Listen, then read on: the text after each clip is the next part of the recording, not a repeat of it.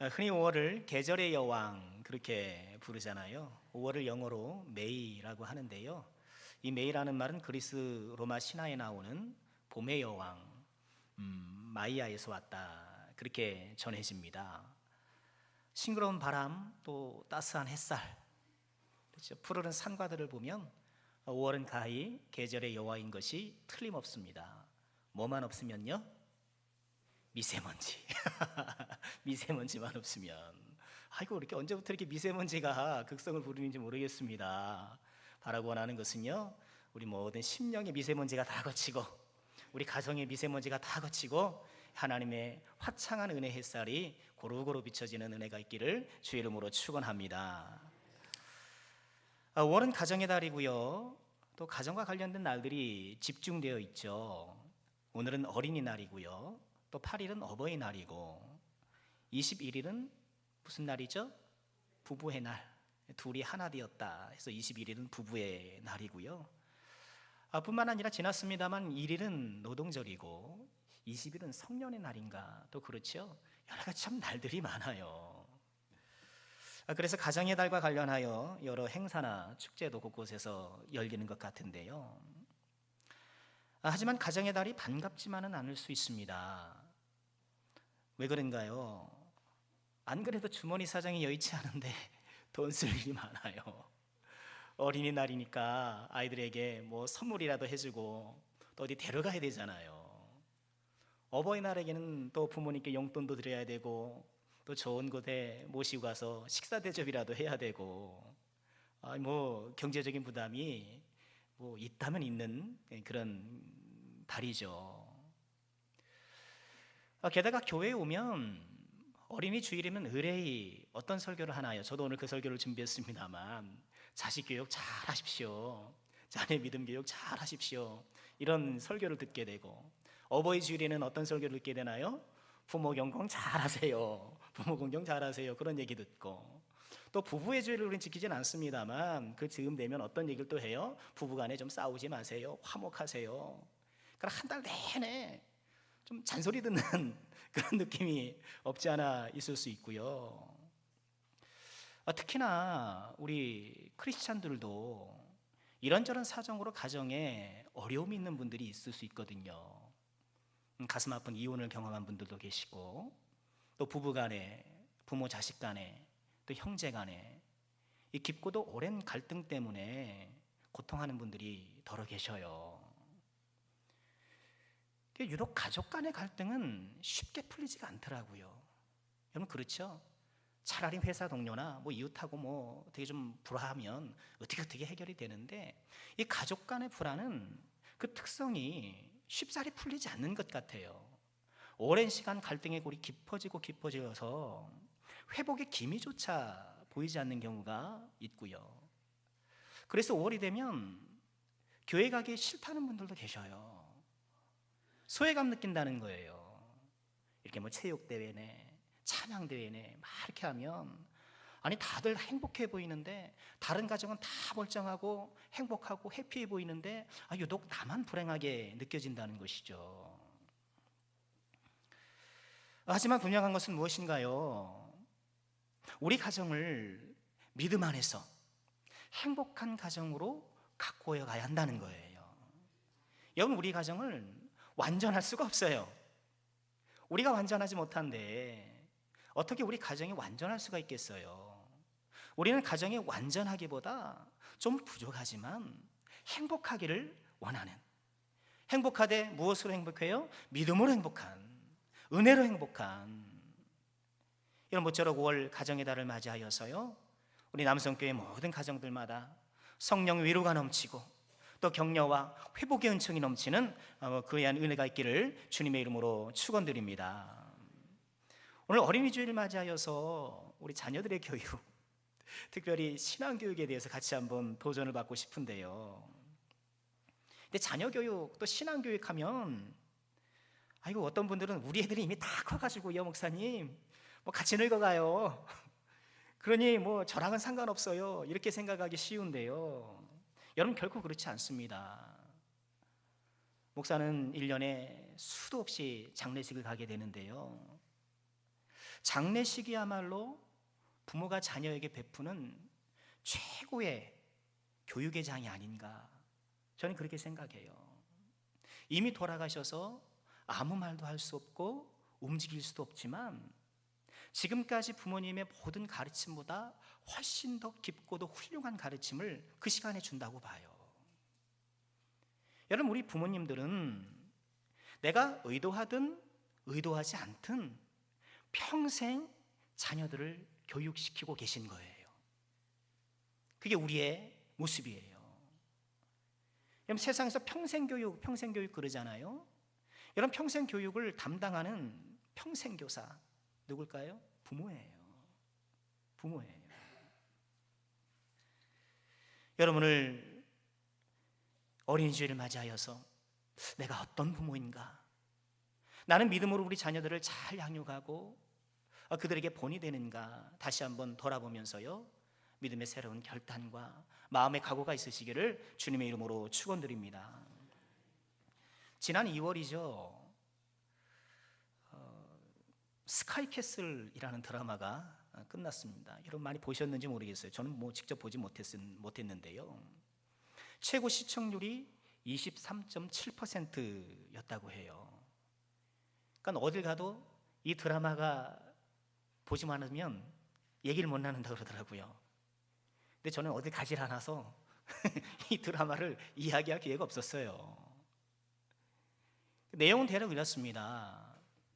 그 스카이캐슬이라는 고급 주택단지에 살고 있는 부모들이 그 엄청난 비용과 노력을 들여서 자기 자식들도 역시 그 스카이캐슬에 살도록, 좀 스카이캐슬적인 인생을 살도록 그렇게 노력한다는 그런 얘기잖아요.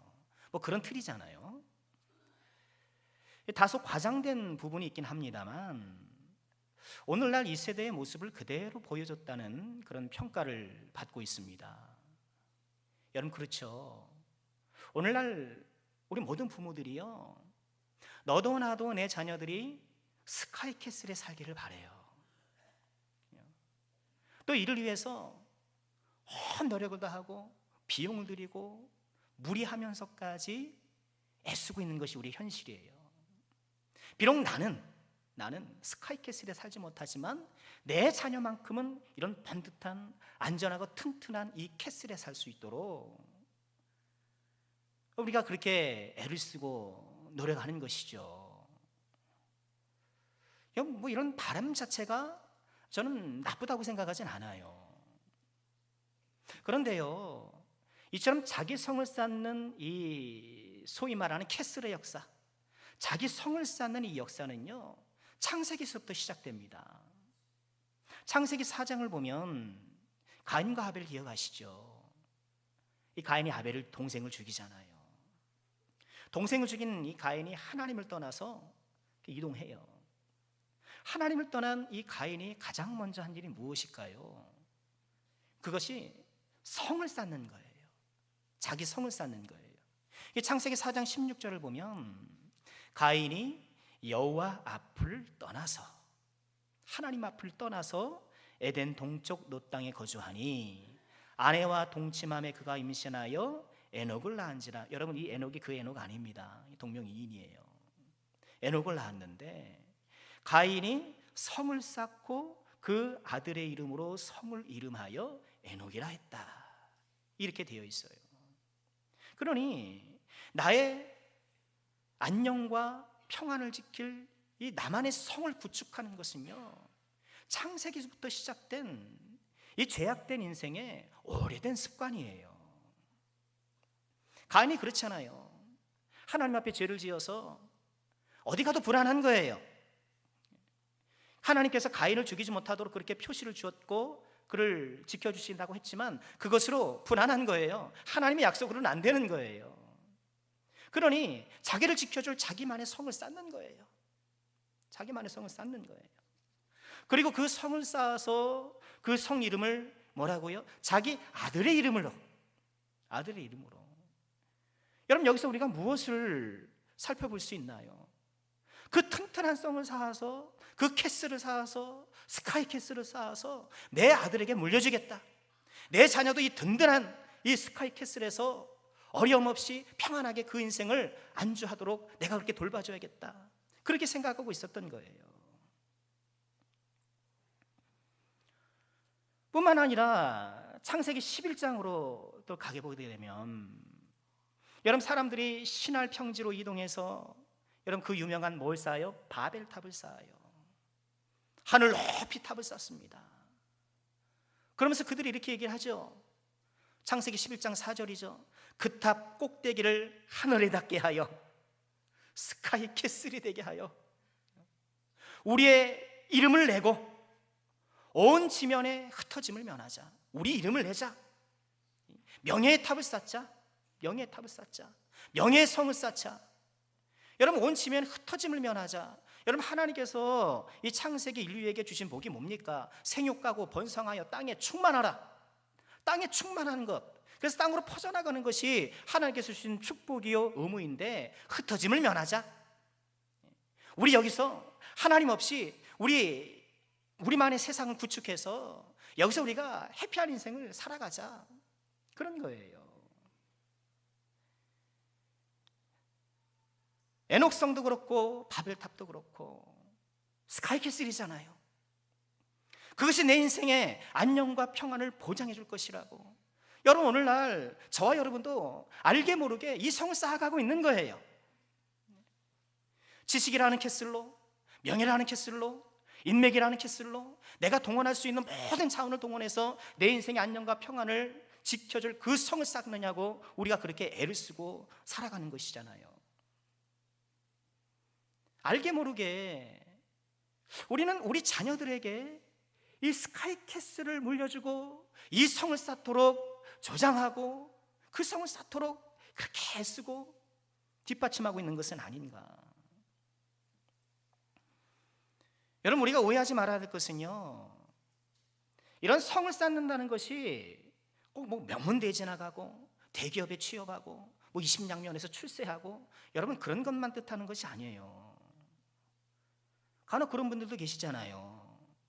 저는요 제 자식에 대해서 큰 욕심이 없습니다. 그저 뭐 욕심 없이 남에게 피해 안 주고 자기 밥벌이 하면 그것으로 좋겠습니다. 그렇게 생각하는데요, 여러분 그것도 스카이캐슬이에요. 스카이캐슬은요 하나님 없이 내 인생을 구축하려는 모든 거예요. 그래서요 강남 한복판에 높은 그 빌딩도 스카이캐슬이 될 수 있고요, 시골 촌구석에 초라한 초가집도 스카이캐슬이 될 수 있어요. 이 녀석 공부해 공부하라고 막 몰아붙이는 것도 스카이캐슬일 수 있고요, 너무 그렇게 애쓰지 마라, 그런다고 되는 거 아니야, 그렇게 말하는 것도 스카이캐슬일 수 있어요. 여러분 나는 어떤 부모인가요?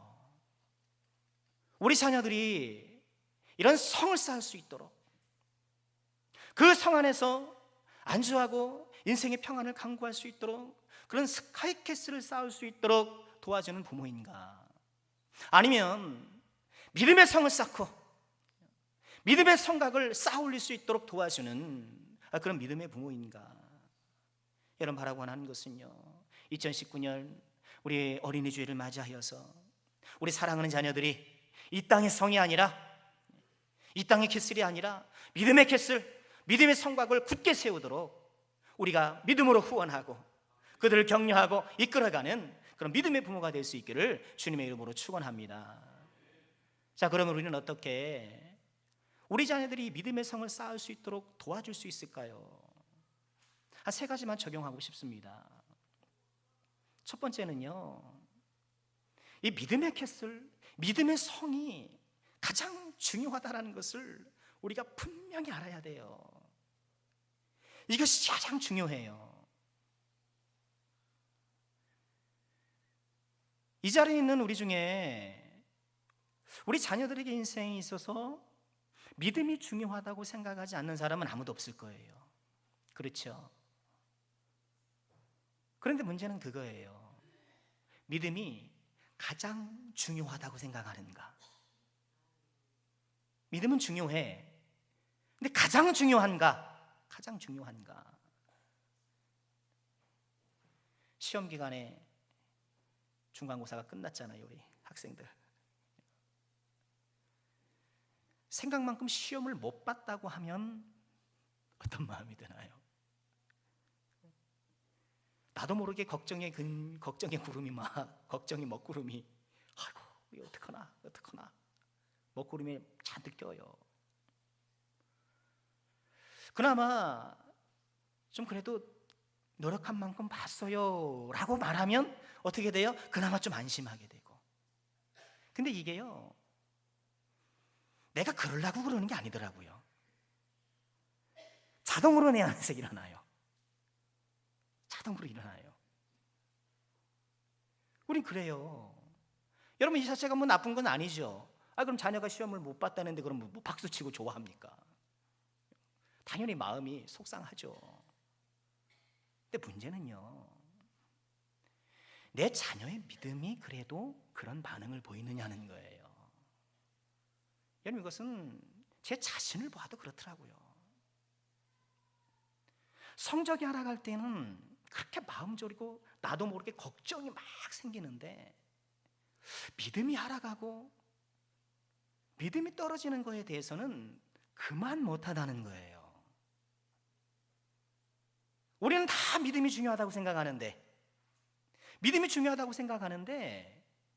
나의 감정, 내 마음의 행동은 그렇지 못하다는 거예요.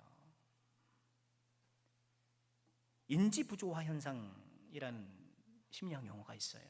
인지부조화. 그러니까 내가 인지하는 것과, 즉 내가 생각하는 것과 행동이 일치하지 않는 거예요. 이게 불편한 마음. 예를 들면 그런 거예요. 담배가 해롭다는 건 너무너무 잘 알아요. 담배가 해롭다는 건 너무너무 잘 알고 끊어야 한다는 것은 분명하게 인지하고 있지만 담배를 계속 피우는 거예요. 이게 인지부조화예요. 그럼 이 부조화의 불편한 마음을 어떻게 해소해야 될까요? 먼저는 행동을 변화시키는 방법이 있어요. 담배를 끊는 거죠. 행동을 변화시키는 거예요. 두 번째 방법은요, 인지를 바꾸는 거예요. 생각을 바꾸는 거예요. 한 대 정도는 괜찮겠지, 뭐 이렇게 생각하는 거예요. 또 세 번째는 그런 걸 해요. 새로운 인지를 통해서 행동을 정당화한다라는 거예요. 이 담배를 끊는 것보다 담배보다 담배를 끊을 때 받는 스트레스가 나에게 더 해로워. 이렇게 말을 돌려대는 거예요. 또는 기존의 인지를 바꾼다는 거, 부정한다는 거예요. 사실 담배가 해로운 것은 아니야, 이런다는 거예요. 내 생각과 행동이 다른, 내 인지와 내 반응이 다른 이런 인지 부조화가 여러분, 우리 자녀들의 믿음에 대해서 나타나는 것은 아닌가? 자녀들에게 믿음이 가장 중요하다고 생각은 하지만 정작 믿음에 소홀한 자녀들을 보면서도 별 반응이 일어나지 않을 때, 그러니까 믿음이 가장 중요하다고 나는 인지하고 있는데 내 실제 반응이 그렇지 않은 거예요. 그럴 때 우리가 흔히 어떻게 그런 인지 부조화를 경감시키나요? 때가 되면 하나님이 역사하셔서 믿음을 세워주시겠지라고 해요. 여러분, 그 말 자체가 틀렸다고 하는 것이 아니에요. 하나님의 때가 분명히 있어요. 하나님의 역사가 분명히 있는 것은 사실입니다. 제가 말씀드리고 싶은 것은 그 믿음의 소홀함을 바라보는 우리의 마음이에요. 나는 정말 그것을 중요하게 생각하고 있는가? 여러분, 믿음 생활이 냉랭한 이유도 이런 인지 부조화예요. 특별히 우리 주일학교 때 교회 잘 다니고 신방 가면 그런 안타까운 하소연들은 너무너무 많이 들어요. 실제 우리나라한테 나타나는 현상이고, 여러분, 우리 교회뿐만 아니라 대한민국의 현실이에요. 젊은이들이 교회를 떠나는 것, 주일학교가 텅텅 비고 있는 것, 인구가 절벽인 것도 사실이지만 그나마 있는 아이들도 중고등부 때는 뭐 믿음 생활 좀 하다가 청년대학보다 다 떠나간단 말이에요. 그 가운데 하나가 뭐겠어요? 예수님이 나를 십자가에 돌아가셨다는 것을 너무너무 잘 알아요. 그건 인지해요. 그런데 감정이 없는 거예요. 이게 안 살아요. 아는데 내 마음에서 그 합당한 반응이 나오질 않아요. 감흥이 없어요. 느껴지지가 않는 거예요. 예수님을 정보로만 알고 관계로 몰라서 그러는 거죠. 여러분, 방법은 단 하나예요. 하나님을 만나는 거예요. 인격적으로 겸하는 거예요. 그 수밖에 없는 거예요. 그 어떻게 해요? 하나님을 찾아야죠. 하나님을 찾아야죠. 하나님께 찾아가야 되는 거예요. 잠언 8장 17절에 이렇게 말씀을 하십니다. 나를 사랑하는 자들이 나의 사랑을 입으며 나를 간절히 찾는 자가 나를 만날 것이다. 나를 간절히 찾는 자가 나를 만날 것이다. 여러분, 그런 신앙의 인지부조화를 겪는 사람들의 특징이 그거예요. 하나님을 안 찾아요. 생각만 해요. 생각만 해요. 막 논리적으로만 생각을 해요. 그러니 안 살아요. 신앙의 논리로만 됩니까? 살아계신 하나님을 만나서 우리 마음이 변화되어지고 우리 감정도 동반되고, 여러분, 이래야 우리 신앙생활이 힘이 나는 것인데 하나님을 안 찾더라는 거예요. 기도 안 해요. 말씀은 시간 안 나가요. 그런 간절함이 없어요. 여러분, 우리는 하나님 앞에 철저하게 의리해요. 하나님이 뭐가 부족해서 저와 여러분을 찾는답니까? 생각해 보세요. 하나님이 뭐가 부족해가지고 저와 여러분에게 그렇게 전전긍긍 하시는 줄 아십니까? 그런 하나님이 아니에요. 하나님은 저와 여러분이 없어도 되는 분이에요. 스스로 자존하시는 분이에요. 근데 마치 우리가 하나님의 갑인 것처럼 하나님 앞에서 뭐 한번 만나 뭐 이런 태도예요. 우리는 철저하게 의리되어 가지고요. 제발 만나주세요. 제발 은혜 주세요. 제발 은혜 주세요. 하나님 바지가랑이라도 붙잡고 늘어져야 되는데 그러질 않는다는 거예요. 여러분, 이것을 위해서 기도하셔야 돼요. 하나님을 만나야지. 그 마음의 변화가 일어나야 신앙생활이 되는 것이지. 여러분, 우리는요, 내가 생각하는 것보다 훨씬 자녀들의 믿음을 중요하지 않게 생각하고 있을 수도 있어요. 우리 한번 돌아봤으면 좋겠어요. 나는 정말 우리 자녀들의 믿음의 중요성을 깊이 가슴에 새기고 내 영혼에 깊이 새기고 있는가?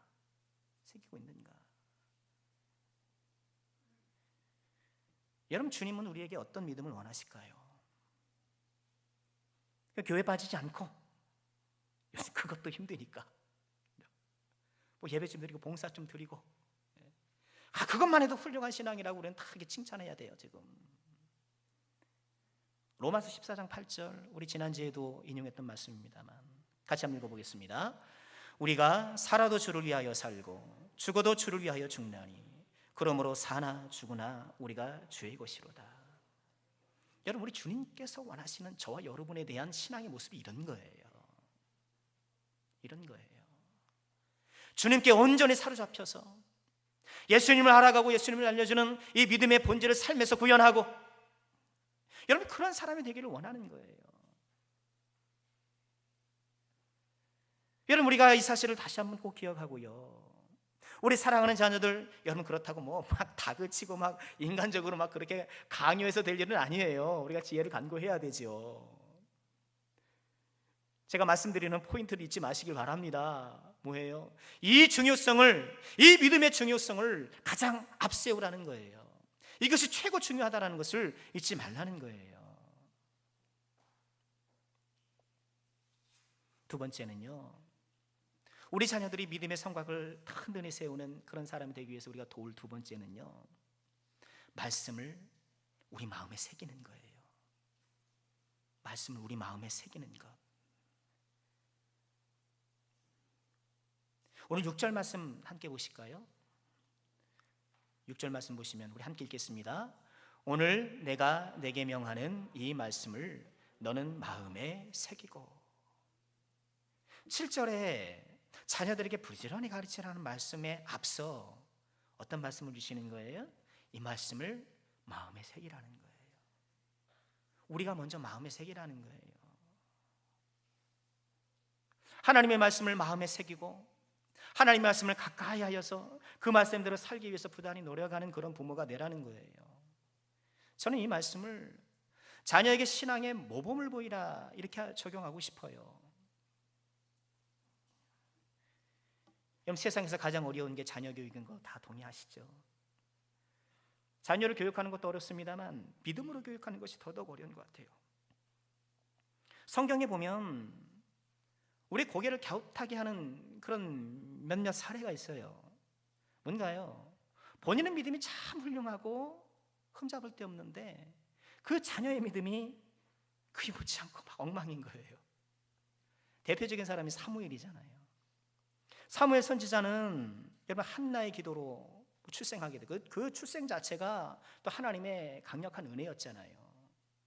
그리고 평생 하나님을 잘 섬겼어요. 여러분 성경의 인물들을 보면 다 크고 작은 흠이 있는데 사무엘은 특별히 흠이 없어요. 뭐 이렇게 특별히 잘못한 게 없어요. 그렇게 하나님 앞에 온전히 잘 섬기고 하나님의 사람으로 살았지만 사무엘의 아들들이 어땠나요? 사무엘상 8장 3절에 보면 이렇게 되어 있어요. 그의 아들들이 자기 아버지의 행위를 따르지 아니하고 이익을 따라 뇌물을 받고 판결을 굽게 하느니라. 이 사무엘의 아들들도 이 사사가 되어서 재판을 하고 그랬는데요, 이익을 따라 뇌물을 받고 막 이렇게 하는 거예요. 아니 아버지는 그렇게 훌륭한데 어떻게 자녀들은 이렇게 영설일 수 있을까? 이게 신비한 거예요. 여러분 엘리 제사장도 그랬잖아요. 엘리 제사장의 두 아들 홈리와 비나스는 망난이잖아요. 성전에서 뭐 예배를 경히 여기고 뭐 성전에서 뭐 못된 짓 하고, 다윗 왕도 자녀 교육에는 실패한 사람이고요. 여러분 창세기 야곱 보십시오. 우리 믿음의 조상 야곱. 큰아들은 계모하고 통간해요. 둘째 셋째 아들은요, 자기 동생이 성폭행 당하니까 온 족속을 가서 몰살시켜버려요. 칼 들고 다 죽여요.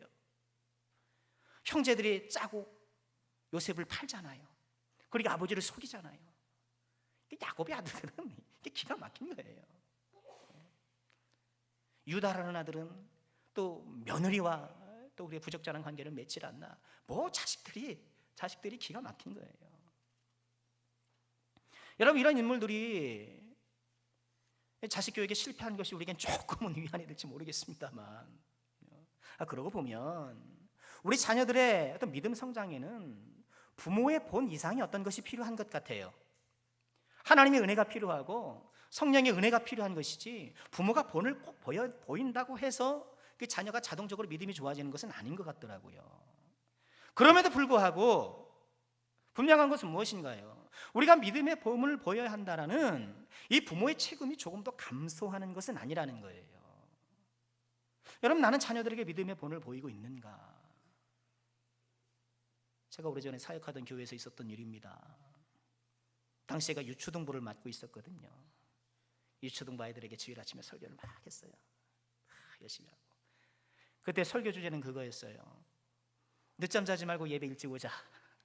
그런 설교였어요. 그래서 뭐 그냥 열심히 그림 준비하고 뭐 PPT 준비해가지고 설교했어요. 어린이 여러분, 아침에 늦잠 자지 마시기 바랍니다. 예배 일찍 오시기 바랍니다.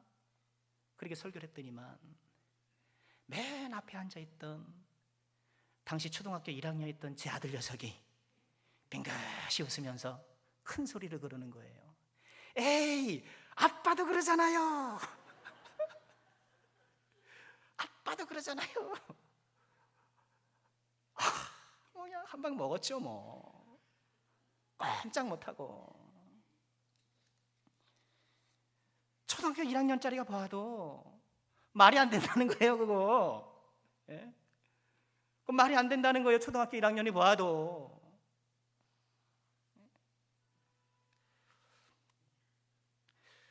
우리가 자녀들에게 이런저런 말로 가르치려 할 때가 있잖아요. 근데 그 말이 사실 안 통해요.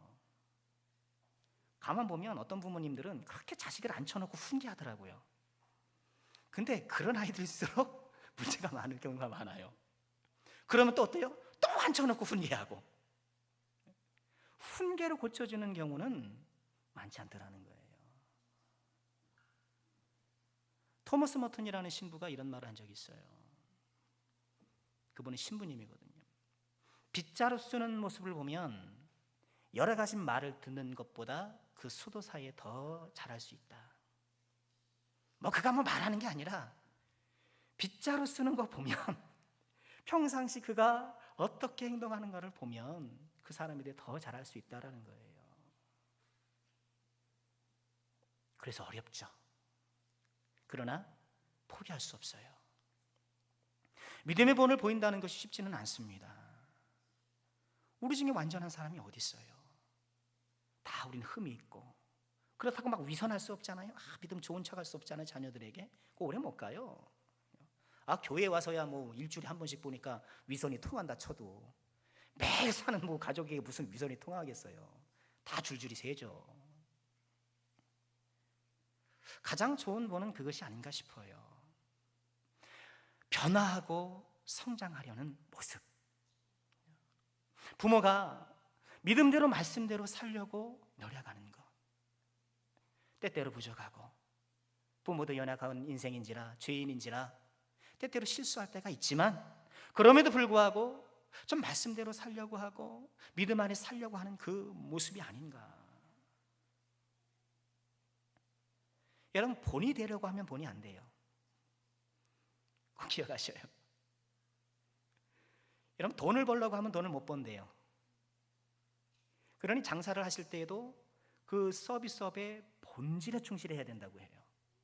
맛있는 음식을 만들어서 손님들을 즐겁게 해줘야지. 이 본질에 충성할 때 장사도 잘 되고 돈도 번다는 거예요. 그렇겠죠. 그런 것처럼요, 우리가 믿음의 본질에 충실할 때에, 믿음의 본질에 충실할 때에 내가 좀 성장하고, 내가 더 예수님을 알아가고 예수님을 알려주고, 이런 작은 예수를 닮아가려고 하는 이런 노력들이 우리 안에 일어날 때에 자연스럽게 우리 자녀들에게 본이 되는 것이 아닐까. 세 번째, 우리가 자녀들의 믿음의 성을 세울 수 있도록 도와줄 수 있는 방법은요, 부지런히 가르치는 것입니다. 우리 7절 말씀이죠. 뭐라 그러시나요? 부지런히 가르치라. 부지런히 가르치라. 집에 앉았을 땐지 길을 갈 때든지. 여러분, 집하고 길은 서로 반대되는 개념이잖아요. 누워있을 때든지 일어날 때든지 마찬가지고요. 여러분, 반대된다는 것은요, 이 반대되는 양 끝에 안에 있는 모든 것을 얘기하는 거예요. 우리로 치면 A부터 Z까지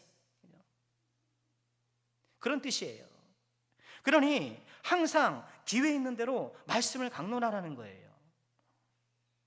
또 뭐라고 말씀하시나요? 손목에 매어 기호로 삼고 내 미간에 붙여 표로 삼고.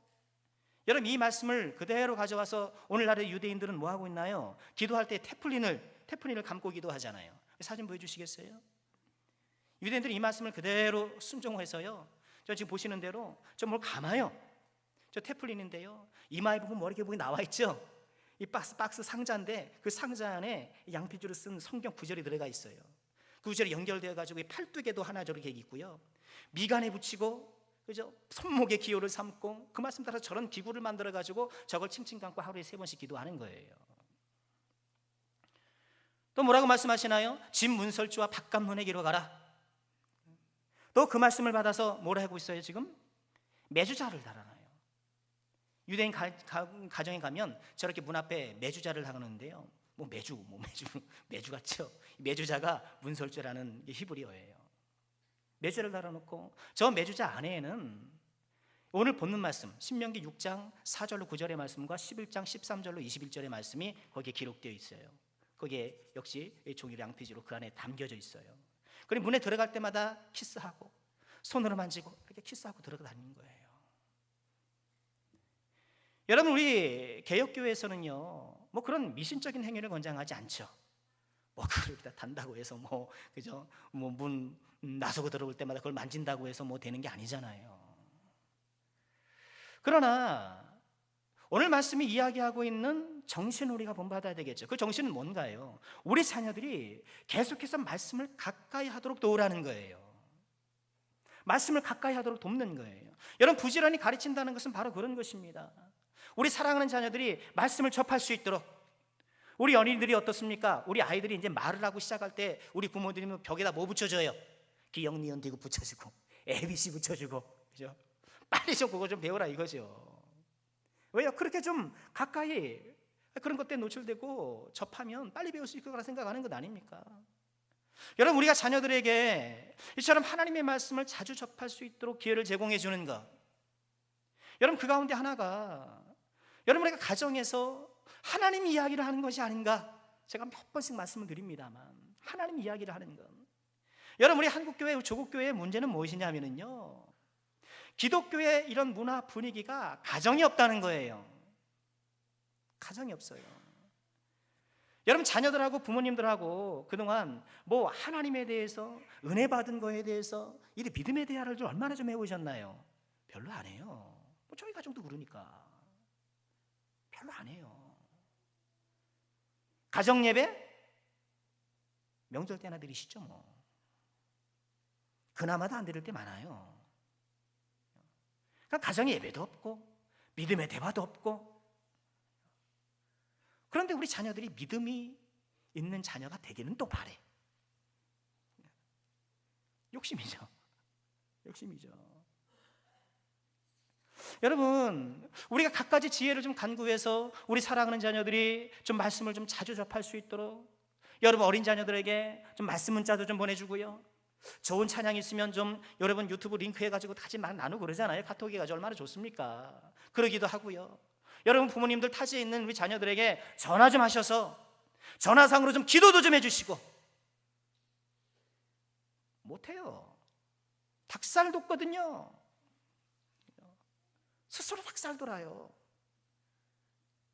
왜 그러세요 엄마 아빠, 뭔 일 있어요 막. 그런 간접적인 핀잔들과 두렵고요. 이상하게 우리는요, 예배드리고 교회 문 밖에 나가면 하나님 없이 살아요. 우리 자녀들이 1시간 예배드리는 거, 주일날 나와서 1시간 예배드릴 때 하나님 얘기 듣고 말씀 듣고 그것이 전부인데, 그리고 나머지 세상은 온갖 세상의 가치관과 문화가 아주 그들을 휩쓸고 있는데요, 인터넷만 치면 별게 다 나오는데 어디 가서도 하나님 말씀을 들을 수 없고 어디 가서도 하나님을 접할 수 없는 그런 영적인 황량한 사막 가운데 살아가고 있는데, 여러분 어떻게 우리가 그들의 믿음의 성과, 뭐 표현이 좋죠, 어림도 없는 거예요. 여러분, 이번 한 주간 좀 적용의 도전을 드리겠습니다. 우리 타지에서 있는 우리 자녀들에게 전화하셔서 기도해 주시길 바랍니다. 한번 시도해 보시길 바랍니다. 또 할 수 있으면 일주일에 한 번이라도, 아니 뭐 한 달에 한 번이라도 여러분 가정 예배를 한번 도전해 보시길 바랍니다. 부모의 변화하는, 성장하는 모습을 보여주고 꾸준히 말씀을 접하도록 돕고, 또 우리가 틈틈이 자녀들을 위해서 기도한다면 하나님께서 어찌 우리 자녀들을 그냥 두시겠습니까? 우리 하나님께서 우리 사랑하는 자녀들에게 복 주시고 은혜 베풀어 주시고 이끌어 주실 줄 믿습니다. 자, 말씀을 마치겠습니다. 오늘 쉐마의 말씀, 여러분 쉐마의 말씀 잘 알고 계시죠? 쉐마 이스라엘, 들으라 이스라엘, 너무너무 소중한 말씀이기 때문에 아까 말씀드린 테플린에도 이 말씀이 달려있고요, 메주자에도 이 말씀이 달려있고, 유대인들이 너무너무 사랑하는 말씀에 이 말씀 붙잡고 늘 기도하는 말씀이에요. 그런데 이 말씀 가운데에 너희는 마음과 뜻과 힘을 다하여 여호와를 사랑하라 말씀하신 후에 왜 자녀 교육에 대해서 강조를 하실까? 여호와를 사랑하라고 말씀하신 후에 왜 자녀를 믿음으로 잘 양육하도록 말씀하실까? 여러분, 그것은요, 자녀를 믿음으로 양육하는 것이야말로 하나님을 사랑하는 훌륭한 방법이기 때문인 것입니다. 여러분, 우리가 하나님을 사랑할 수 있는 갖가지 방법이 있지만 하나님께서 우리에게 선물 주신 이 보배를, 우리의 자녀들을 믿음으로 잘 양육하여서 그들이 정말 믿음의 성곽을 굳건히 세우는 믿음의 사람으로 자라도록 우리가 믿음으로 후원하고 도와줌을 통하여서 하나님을 사랑할 수 있다는 것, 우리 다시 한번 기억하시고요, 저마다 자기성 쌓기에 여념이 없는 이 말세에 우리 사랑하는 자녀들이 믿음의 성을 든든히 세워나갈 수 있도록 우리가 기도하고 믿음으로 후원하고 격려하고 또 본을 보이는 복된 믿음의 부모가 꼭 될 수 있기를 주님의 이름으로 축원합니다.